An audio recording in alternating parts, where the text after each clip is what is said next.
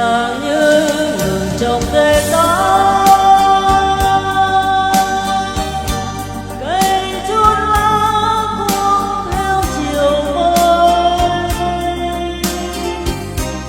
mưa giăng mắt nhớ nhung tiêu điều.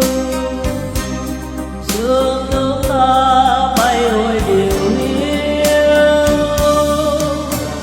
đến đâu xa trong phố hương buồn lòng chinh phục.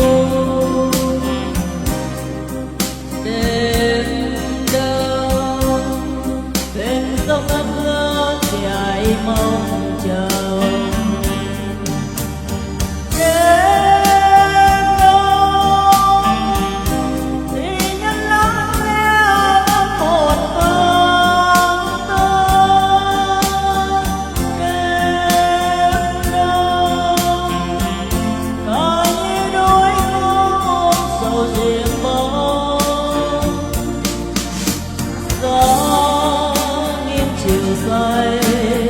Gió lay ngàn cây, gió đất thuyền mới, gió reo sầu miên, gió đau niềm riêng, gió tháng triền miên.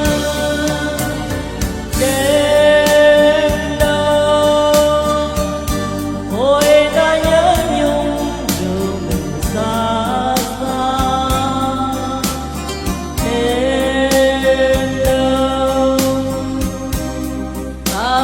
Giấc mơ gia đình